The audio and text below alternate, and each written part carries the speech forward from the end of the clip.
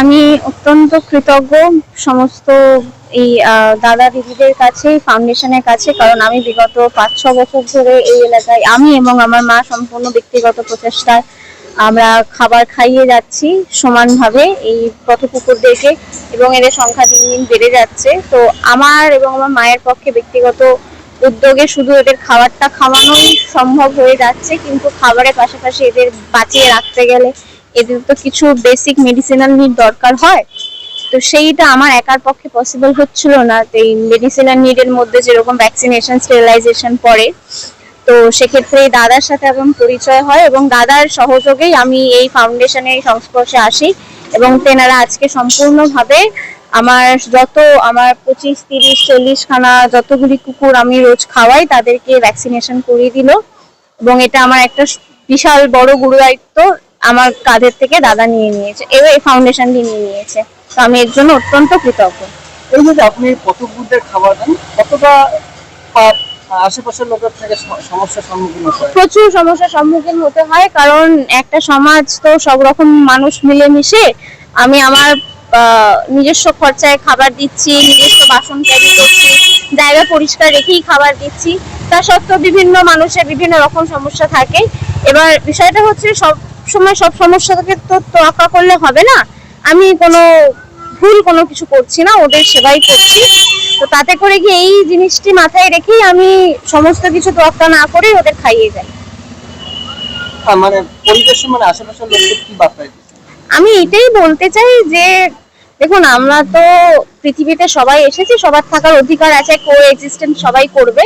তো আপনাদের পছন্দ নাই হতে পারে, কুকুর বেড়াল বা অন্য যে কোনো পশু পছন্দ নাই হতে পারে, আপনি সেক্ষেত্রে ওদের তাড়িয়ে দিলেন কিন্তু ওদের ক্ষতি করলেন না। ক্ষতি করাটা তো সম্পূর্ণ একটি ভুল কাজ। আপনার পছন্দ হবে না, আপনারা খাওয়া দেবেন না বা তাড়িয়ে দেবেন, যাই করবেন, কিন্তু ক্ষতি করবেন না।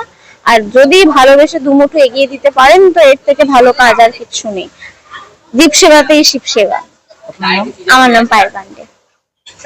ম্যামিলিয়ান কেয়ার ফাউন্ডেশন থেকে ভ্যাকসিনেশন করেছেন, আজকে দমদম ক্যান্টনমেন্টে এলেন, কত কুকুরকে ভ্যাকসিনেশন করলেন কি বলবেন? 54টা কুকুর ভ্যাকসিন করানো হয়েছে। এখানকার লোক অনেক সহযোগিতা করেছে, এখানকার বাচ্চারা ভালো আছে, ভালো লাগছে। চলে যাচ্ছে প্রত্যেকটা বাচ্চা, মানুষগুলো ভালোবাসছে, খেতে দিচ্ছে, মেডিসিন দিচ্ছে, এটা খুবই ভালো লাগছে। আর কোথাও কোথাও দিচ্ছে না, তাদেরকেই বলবো একটু বাচ্চাগুলোকে খেতে দিতে, মারধর না করতে। আর মারধর করলে কোনো বাচ্চাকে যদি মারধর করানো হয়, অত্যাচার করানো হয়, আমাদের নজরে যদি আসে তাহলে তো গল্প আছে। আর কিছু একটা লোক আছে, কিছু মহিলা যারা সমাজে আর কি বলবো, 2 নম্বরি করে অবলাদের অত্যাচার চালিয়ে যাদের কিনা খাতায় নাম আছে, আর কি ক্রিমিনাল খাতায় নাম আছে, তারা যারা ভালো কাজ করছে, একটা বাচ্চা মেয়ে যার বাড়ি কোথায় যেন কল্যাণী, ঠিক আছে, ও এত ভালো কাজ করছে, একটা ছোট্ট মেয়ে, তার কাজেরকে প্রশংসা না দিয়ে তার পেছনে লেগে যাচ্ছে আমরা কতগুলো মানে ক্রিমিনাল যাদেরকে বলে, মধু মাতালো হতে পারে, আমি তাকে চিনিও না, আমি শুনছি। তো আবার যে ভদ্রলোক, আমরা যারা পশুপ্রেমী আছি, যারা সৎভাবে আমরা কাজ করি, প্রত্যেককে বলবো এগিয়ে আসুন, এক হোক, এর প্রতিবাদ করানো হোক। কারণ ওইগুলো কোনো মেয়ে বা কোনো ছেলের পেছনে লাগা হচ্ছে না। আমি মনে করি অবলা বাচ্চাদের এরা যাতে কষ্ট পায় বা এদেরকে কষ্ট দেওয়ার জন্য এদের পেছনে এই লোকগুলো বা মহিলা লেগে গেছে, তার নিয়ে একটা প্রতিবাদ হোক। সুস্থ। আমার নাম শর্মিষ্ঠা দাস।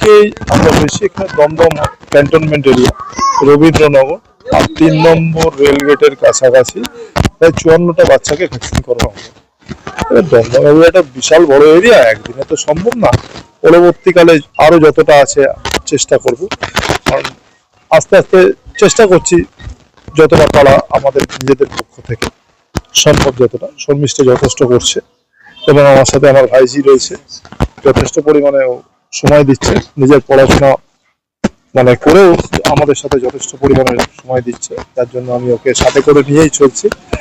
আর ওদিকে তো শর্মিষ্ঠা আছে, বৌদি আছে, সবাই মোটামুটি সময় বের করেই চলছে।